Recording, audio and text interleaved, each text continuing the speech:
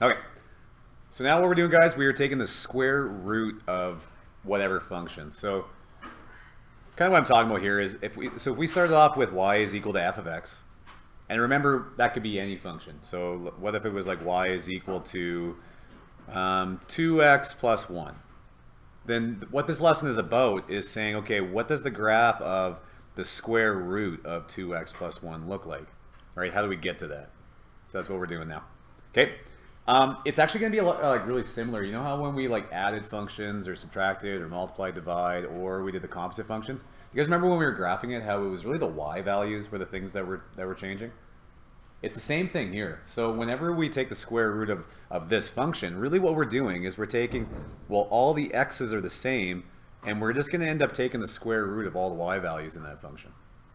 Okay, so that's kind of the gist of it. It's similar to what we were doing before there. So yeah, I kind of said all the same stuff there. Oh, the only thing is when we take the square root of this function, if we ended up with a negative value, right? If the y value here would have been like -2, that doesn't exist on our new function. Okay, because you can't take the square root of a negative number, right? So let's do just some examples, I think, here.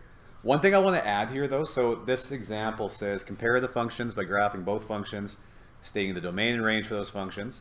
And I also just want to add and find the invariant points.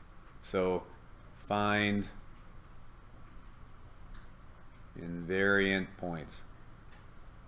Because to tell you the truth, for this lesson, that's kind of like the big part of it, is what points don't change on the original and on the square root of the new function. Because that actually helps us sketch it too, because as soon as you find those 2 points, it's pretty easy to sketch what the new graph looks like. So, okay. So let's write down the function f of x is equal to -1/4x plus 1. So let's do that first. So we could just throw some points in here. This thing crosses at 1. I'm going to make 1 like 4 ticks up, like right there. So I'll call that 1. Oh, I'm not going to make a point there. So that'll be 2 up there. So our graph crosses. This is way better. All right. Draw your line. And our line here, this line is, we'll mark it too. So it's going to be f of x is equal to -1/4x plus 1.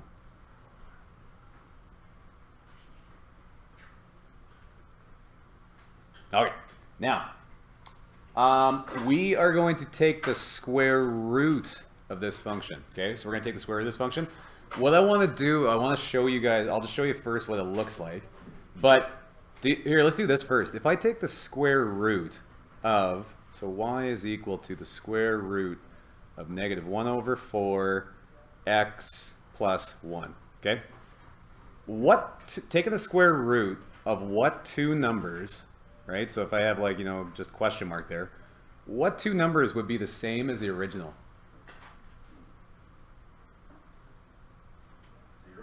0 would work, right? If I threw 0 in there, the square root of 0 is 0, right? What other one? There's another number that taking the square... Yeah, 0 and 1. This is going to be what our invariant points are, right? It's going to be when our y values are 0 and 1. That's when it's not going to change for either one. So what we can do here, just looking at the graph, is we can say, okay, well, I know on our new graph here that this point, when y, right, this is my y, right, up and down this way, when y is 1 and when y is 0, those points are the same. And it's like a good way to get our bearings. Like once you find those 2 invariant points, then sketching out the graph after that's pretty straightforward. Now, and you know what, for the sake of the visual, what we'll do quite often is I'm going to put like a dotted line going across here at 1 and a dotted line going across at 0. We don't really need to as much, but it just kind of helps us find where those invariant points are, because anywhere on that line would be where y is equal to 1 or where y is equal to 0, right? So now in this region right here, right, if we took the square root, let's say we had a number like 0.5. So when, like on our red graph here, when our y value is 0.5, and I take the square root of 0.5, am I expecting that number to be higher or be lower? When you take a number, or the square root of a number between 0 and 1. Yeah, it's higher, right? And that one's kind of counterintuitive, but if you take the square root of let's say, well, let's do one we kind of know, 1 over 4, or a quarter. Well, that's actually a half, right? It actually goes up. So when we take the square root of that number, it's going to be higher than this. So what we'll do is we're going to start off, we know our graph starts there. All of these lines, the graph is going to be above it at that point. Okay, so, but only between 1 and 0. It's going to be above the red line. And then the graph carries on this way. And let's just see if that makes sense. So if you took the square root of, let's say, 2, right? If the y value here is at 2, then that's going to get smaller, right? I'm expecting the graph to be below it at that point because all those y values would be below it at that point. And that's kind of the gist of it, right? Is knowing when the line goes above and when the line goes below, right? When you take the square root of it. And our key points to look at is 1 and 0, right? So like I said, once you find your invariant points, then it's pretty quick and easy to sketch it. Can we draw that there? Yeah, draw that, yeah. Okay, so as we were talking about invariant points, let's actually just do a bit more here too. So we know that those are invariant points. I can see them from the graph, right? But if I was just given, let's say, this, like taking the square root of this, and the question said, where are my invariant points, right? And we just had to do it with some algebra. Then we can do this a little different too, other than just graphing it and finding where they cross. What we can do is say, okay, let's find invariant points. So the invariant points for this, so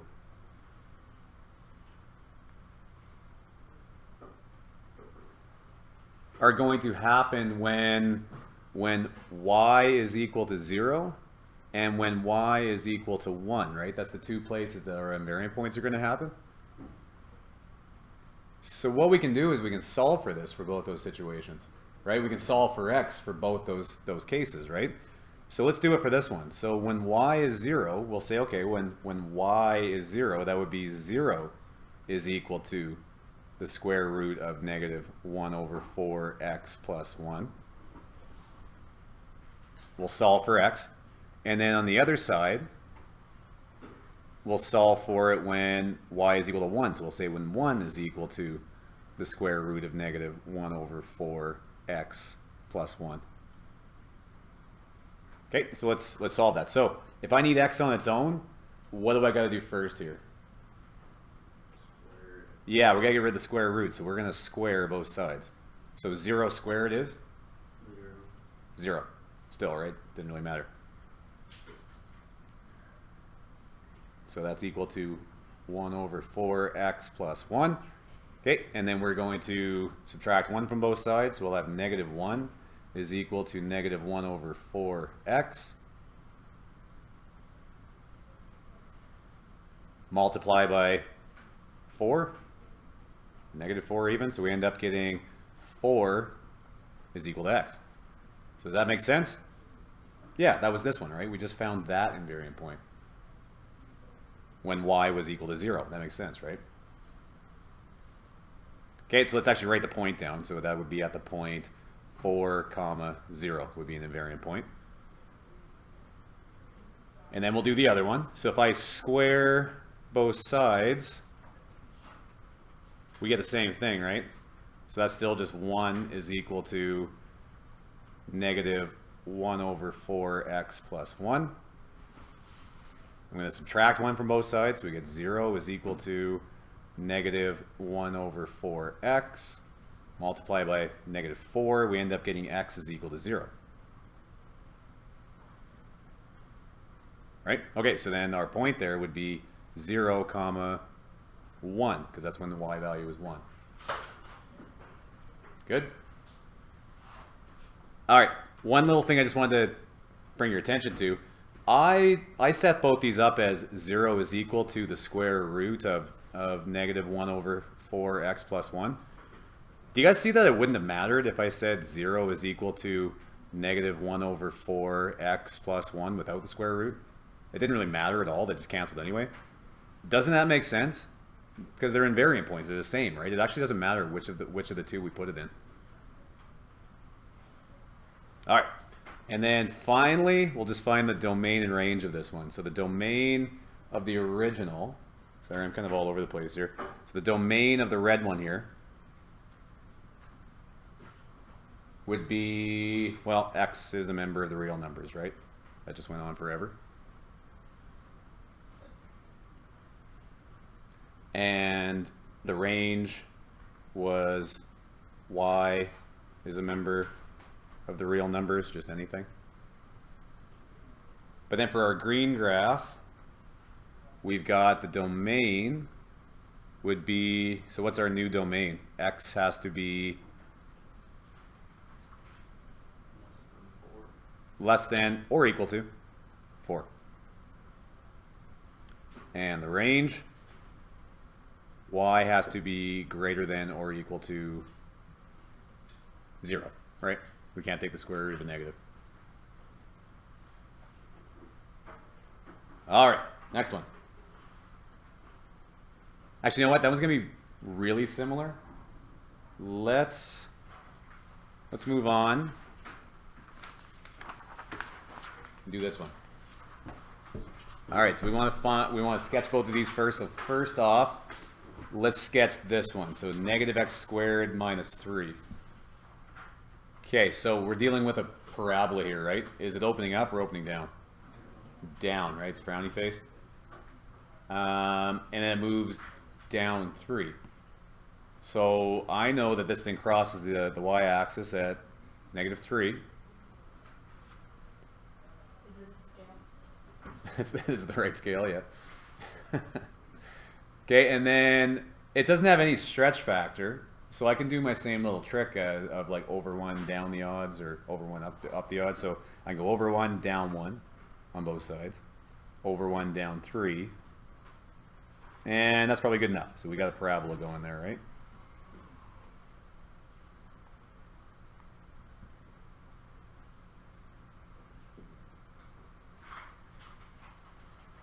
Okay, so now it says, so that was f of x, and it wants us to take the square root of f of x.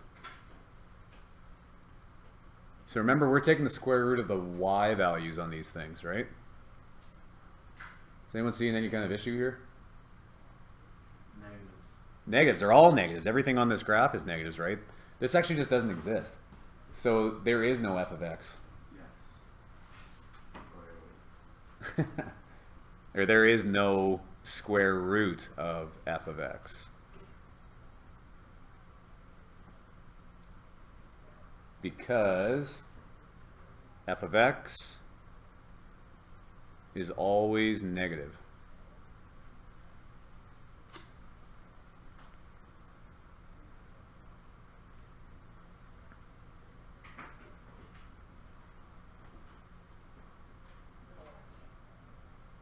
Okay, I'm going to leave it at that. We won't have to find the invariant points or anything because they don't exist. Okay, so next one here. So we'll say f of x is equal to 2 minus negative 0.5 x squared. So let's just rewrite that one a little. I don't like looking at it that way. Let's write it as f of x is equal to negative, and then 0.5, I'm going to write that as 1 over 2 x squared plus 2.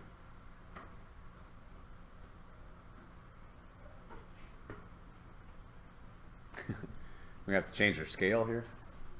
Okay, so just so we can see it more clearly, let's go up by 4. So that'll be 1, and then that'll be 2 right there. And then on the x, I'm going to go, okay, that's 1, 2, 3, and 4.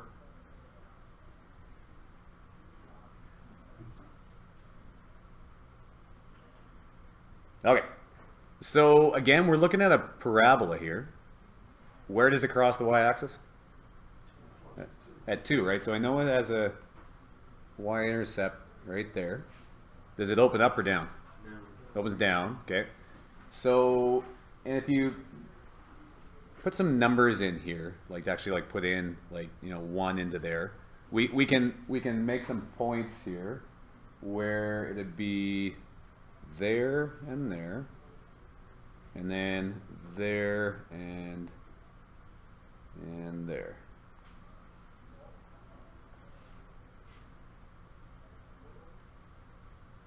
I think for the most part, if I was doing that, I would just throw in, like, for example, 2 into that one to come out to 0. Yeah, just throw some numbers in that to come up with some y values. Okay, and then we'll do our best to make a parabola.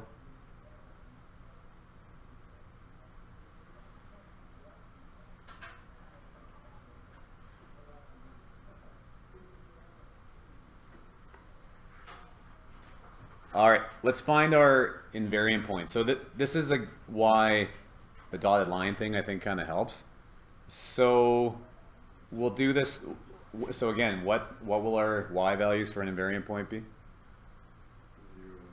Yeah, 0 and 1. There's 2 of them, right? So let's do a dotted line going across 1, because I know anywhere where the y value is 1, those are going to be important points.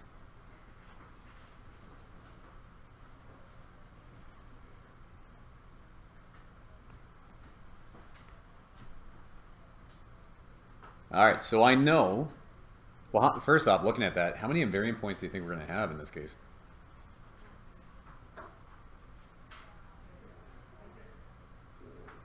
Yeah, there should be 4, right? Like everywhere it crosses that line. So we're going to have an invariant point there. Here, I'll do it. Let's do that one. We're going to have it there, there, there, and there. Okay. Now, so we got to solve all of those. So let's do the first one. So we're going to say, so invariant points.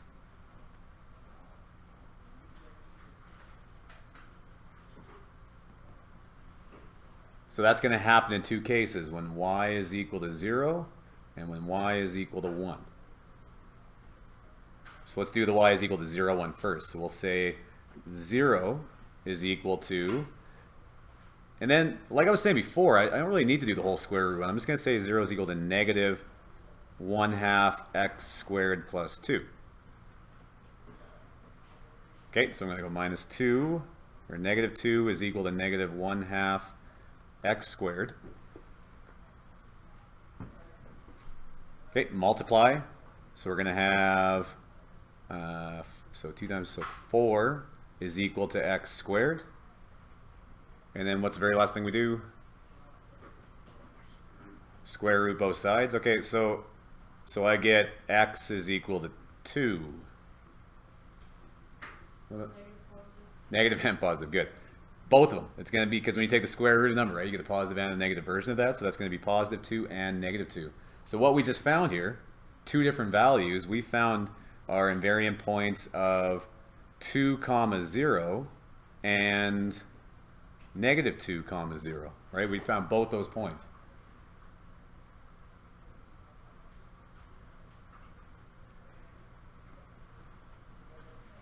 Okay, now let's do it for 1. So we'll say 1 is equal to negative 1/2 x squared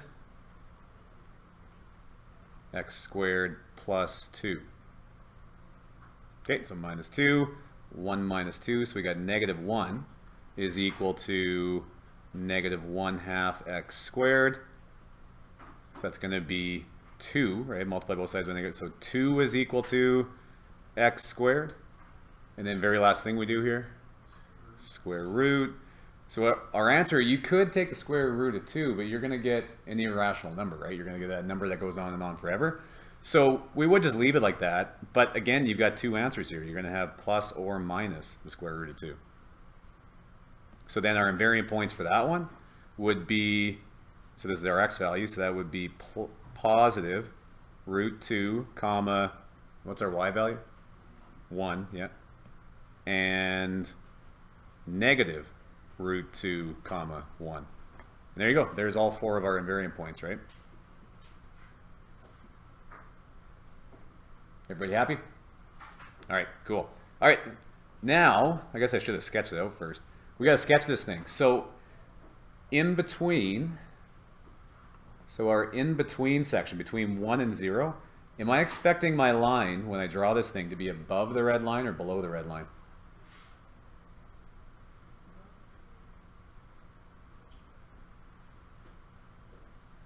If I'm taking the square root of a number between 0 and 1 is another way of saying that. Would that be a bigger number or a smaller number?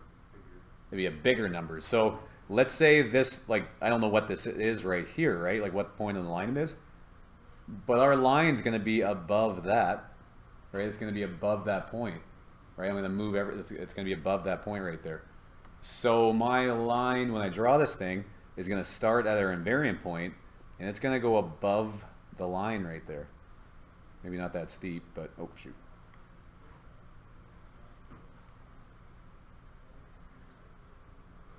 Okay, and then that's an invariant point for both. And now what am I expecting when it's above 1? Is it going to be above or below the red line? It's going to be below, right? So I'm expecting this thing will go, up and like through there, back to our invariant point. And then again, you'll see it kind of bubbles out again on the other side. Yeah. Like I said, the key here though is finding those invariant points. And then, because like really, it only makes sense this way. If you did this wrong and went below, let's say to begin with, like don't draw this, but if I would have went below the line, it's like you don't even know where, like it's not very smooth, right? Like it doesn't actually end up being like a nice graph at all. Like that just doesn't, that's not going to work out. I'm like pointing the wrong direction, like I'm going that way. Yeah, okay. Okay, and then domain and range here. So our domain of f of x. Here, make that whatever color, red, yeah. So f of x, the domain would be x is a member of the real numbers. The range would be y has to be, yeah, less than or equal to 2, right? That was just our vertex. Right, and then the square root of f of x. The domain there would be, what would the domain be for that one? No. Yeah, so we have to look at this one, right? Where does it start and where does it end? Yeah, well, our x values. So it's only existing in between here, right? In between, it looks like -2 and 2. Okay, so our domain here is going to be x has to be greater than or equal to -2 or less than or equal to 2. I'll try with you. Okay, so now range for the square root of f of x, so that's this green one, right?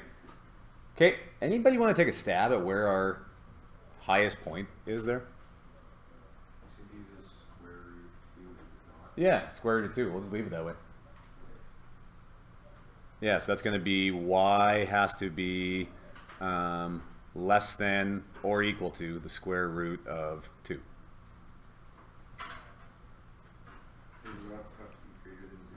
What's that? Oh yeah, sorry, my bad. Yep, thank you. Let's write that a little different. So it has to be, so y has to be greater than or equal to 0 and less than or equal to the square root of 2. Yeah, thanks. Good catch, Reed.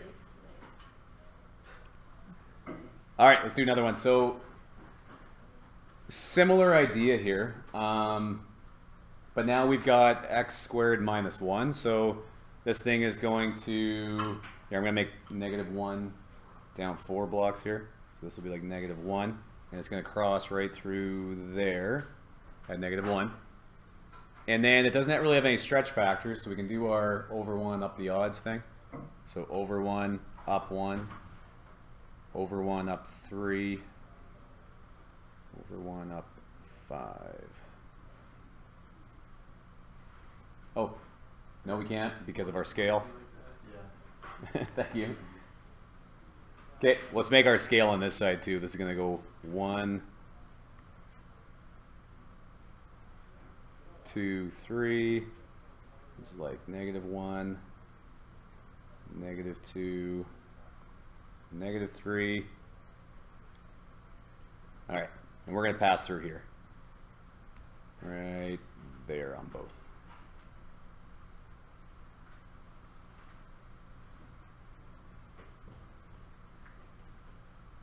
Okay, and then for the most part, that's good enough. I'm just going to sketch that. So making a parabola.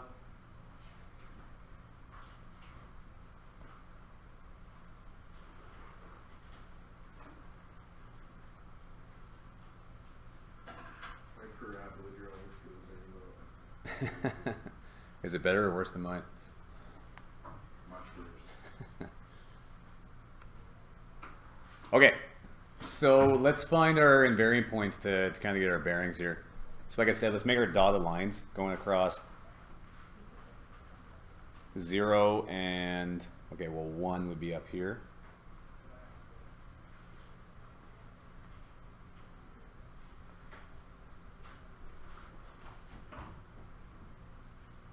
Okay, so how many invariant points am I expecting here?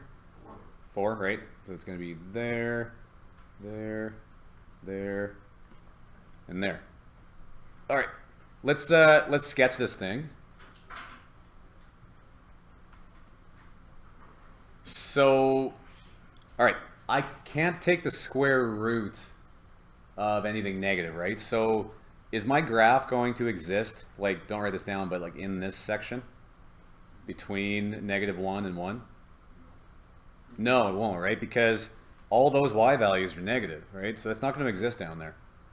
So it will exist at the invariant point, I know that. And well, here's the question: is when I draw my line from here and then to the next invariant point, am I going to go underneath or am I going to go over top? Over top, right? Because when you take the square root of a number between 0 and 1, it gets bigger, right? So again, imagine like this point right here. When I say it gets bigger, you could draw like an arrow going straight up. That point would go up, right? Which is above the line there. I know it's kind of hard to see sometimes, especially when the points are close, but that's the idea. So we're going to go over top in this case. So it's going to go from like there to there. And it'll be and as we keep going here, right, then it's going to be below the red line. So then it's going to start to go off that way. And then we just got the mirror image on the other side, right? It's going to go above the graph on this side. And then it's going to go off this way. And why is it going above? Like on this side? Yeah. Because the y values in between here, like in this section, are all between 0 and 1. So if I take the square root of like 0.5, the number gets bigger. So I'm going to go above the line. Okay, Yeah, oh, shoot. So, and again, when I mean above, like, because I think kids get confused about what I mean above, because it kind of looks like I'm going beside it, right? You're like, no, that's to the left. But it is actually above. It's above in the sense where if I took a point like right here, it's above. So like that point would be there on the line. That point would be there on the line, right? It'd be above, and that does kind of make it go off to the left.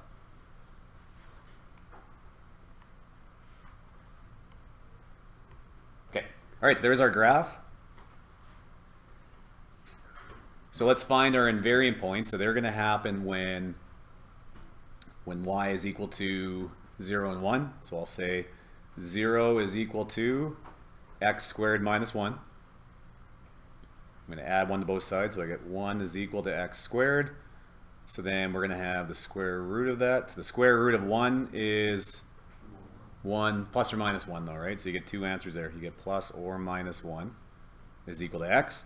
So those two invariant points are going to happen at 1, 0 and -1, 0. We just found this point and this point, like the two bottom invariant points, right? Okay, and then we'll do it again with 1. So then we'll say, okay, it's also going to happen when y is 1. So we'll go 1 is equal to x squared minus 1.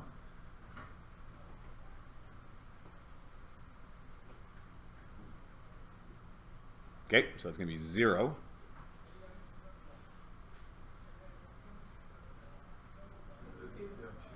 Oh, thank God that wasn't working out. Yeah, so that's going to be 2, thank you, is equal to x squared. And then we'll take the square root. So we got the square root of 2 again. So it's going to be the plus or minus the square root of 2 is equal to x. So we're going to have the square root of 2 comma 1 and negative square root of 2 comma 1.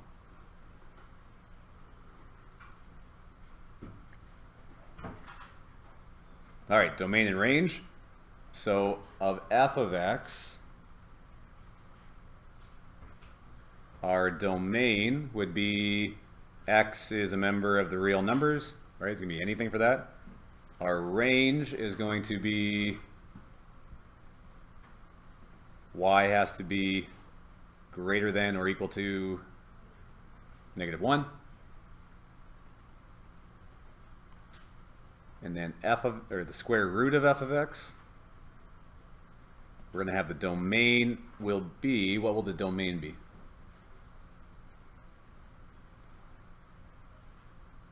X has to be greater than or equal to the square root of -2, or is it the other way around?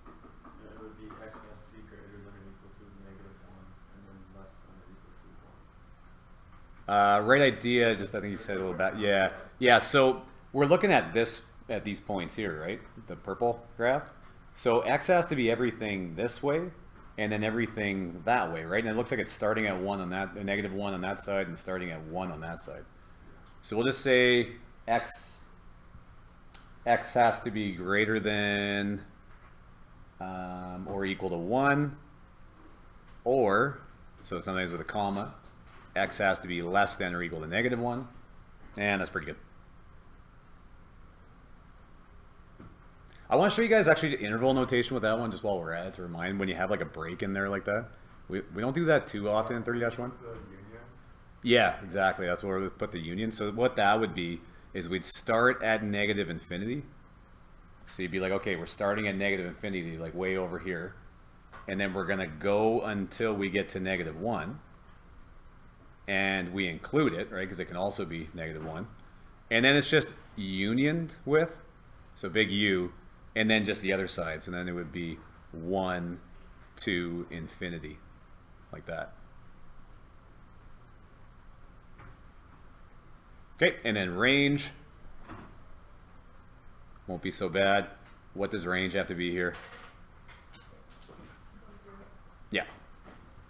Yeah. Y has to be greater than or equal to 0. And that's it. There is no like top to this one. Notice how there was a top to the other one, right? Our range ended up being just the max value on the other one. On this one, there wasn't. It just went on forever. So you guys can look through this. It's kind of everything we talked about there, as far as, you know, the domain and range and where they exist and everything else. This is kind of a handy little table that you guys can look at to kind of remind yourself. So, yeah, you guys can kind of look through this one, find your invariant points and all that kind of stuff. And then here, let's just do this one quick, and then it'll be the last thing. I won't do really a lot in the other part of it.